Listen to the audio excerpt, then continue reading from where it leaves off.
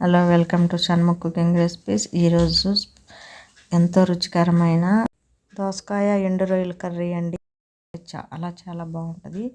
దీన్ని ఏ విధంగా చేసుకోవాలో, దీనికి కావాల్సిన పదార్థాలు ఏంటో చెప్తాను. ఆ విధంగా చేసుకోండి.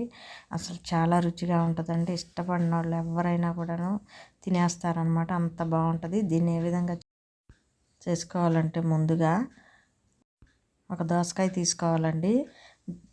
దోసకాయని చెక్కు తీసుకోవాలి, ముక్కలు కట్ చేసుకోవాలి. టమాటాలు ముక్కలు కట్ చేసుకోవాలి. 2 ఉల్లిపాయలు, 2 టమాటాలు, అలాగే ఎండు రొయ్యలు అనమాట. వాటిని క్లీన్ చేసుకోవాలి. బాగా క్లీన్ చేసుకొని మొత్తము అన్ని తలకాయలు అవన్నీ తీసేసి క్లీన్ చేసుకోవాలన్నమాట. ఈ విధంగా దీని ముందర మనము టమాటా ముక్కలు కట్ చేసుకున్నాం, ఉల్లిపాయలు, పచ్చిమిర్చి ముక్కలు కట్ చేసుకొని పక్కన పెట్టుకోవాలి. దోసకాయ ముక్కలు కూడా కట్ చేసుకొని పక్కన పెట్టుకోవాలి.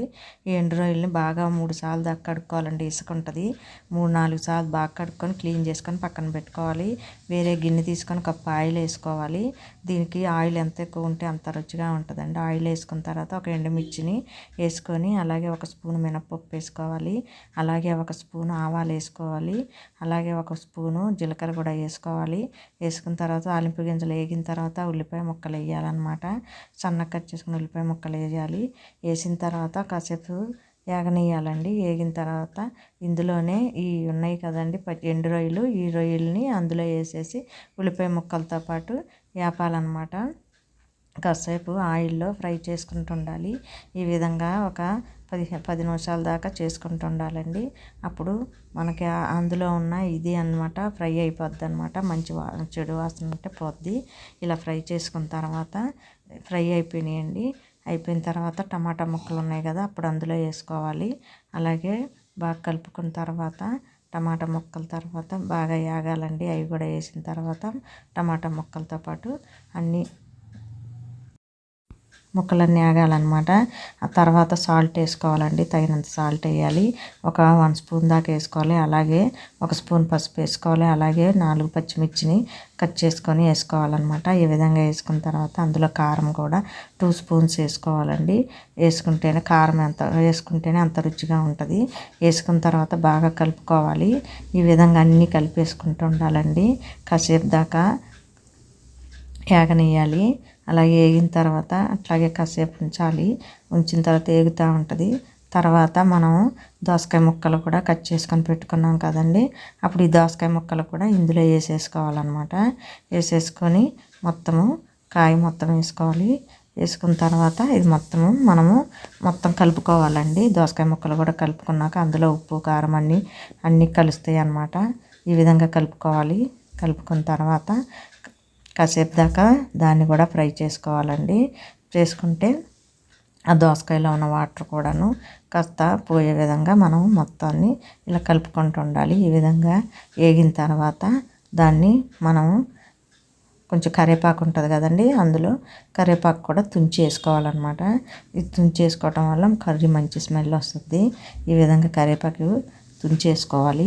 ఈ విధంగా వేసుకున్న తర్వాత మళ్ళీ ఒకసారి కలుపుకోవాలండి. ఈ విధంగా మొత్తం కలిపేసుకొని తర్వాత మనం మూత పెట్టి ఉడికించుకోవాలన్నమాట. ఈ విధంగా మొత్తం కలిపినాక మూత పెట్టేసి ఉడకబెట్టుకోవాలి. అలా 15 మినిట్స్ దాకా ఉడకనియాలండి. ఉడికినాక కాసేపు అయినాక తీసి మళ్ళీ ఒకసారి కలుపుకోవాలి. కొద్దిగానే ఉడికింది కదా, మొత్తం దోసకాయ ముక్కలు అయి పూర్తిగా ఉడకలేదు. మళ్ళీ మూత పెట్టుకోవాలి. ఈ విధంగా మూత పెట్టుకొని ఒక 15 నిమిషాల దాకా ఉడకనియాలండి. ఈ విధంగా 15 మినిట్స్ అయిపోయింది కదా, 15 నిమిషాలు అయినాక తీస్తే మనకి ఇలాగా ఆయిల్గా ఉంటుంది అనమాట. ఈ విధంగా కాసేపు ఇంకా ఒక 5 నిమిషాలు ఫ్రై చేసిన తర్వాత అందులో కాస్త 1 కప్పు వాటర్ పోసుకోవాలండి. ఈ విధంగా వాటర్ పోసుకోవాలి. వాటర్ పోసుకొని మళ్ళీ ఒకసారి కలిపేసేసి మనం మూత పెట్టుకోవాలన్నమాట. ఈ విధంగా చేసుకోవటం వల్ల మనకి కర్రీ కొంచెం వాటర్ పోయటం వల్ల బాగా ఉడకనియాలి. ఈ విధంగా నీళ్ళు అన్నీ ఇదైనాక ఎగిరేదాకా మూత పెట్టుకోవాలన్నమాట. ఇవి మూత పెట్టుకున్నాక ఒక 10 మినిట్స్ అయినాక తీస్తే చూసారా ఆయిల్ వచ్చి పైకి ఎలా ఉందో. కర్రీ అంతా కొద్దిగా వాటర్ ఉన్నాయి కాబట్టి కాసేపు మగ్గనియాలండి. ఈ వాటర్ అంతా కూడా ఎగిరిపోవాలన్నమాట. ఈ విధంగా ఎగిరిపోయిందండి చూసారా.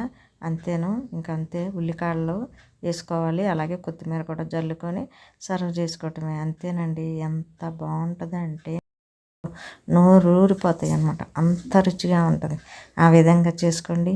ఇది కనుక మీకు నచ్చినట్టయితే లైక్ చేయండి, షేర్ చేయండి, సబ్స్క్రైబ్ చేయండి. ఇంకా దీన్ని సర్వింగ్ బౌల్లోకి తీసేసుకుందామండి. దీన్ని వేరే ప్లేట్లోకి బౌల్లోకి తీసేసి ఈ విధంగా తీసేసుకోవాలండి. తీసేసుకొని చూసారా అసలు ఎంత బాగుందో. దీన్ని వేడివేడి అన్నంలో కనుక తిన్నట్టయితే చాలా రుచిగా ఉంటుందండి. దీనిపైన ఉల్లికాడలు మళ్ళీ వేసుకొని కొత్తిమీర వేసుకొని సర్వ్ చేసుకోవటమే, అంతే. నచ్చిందా? మీకు కూడా నచ్చే ఉంటుంది. దీన్ని లైక్ చేయండి, షేర్ చేయండి, సబ్స్క్రైబ్ చేయండి.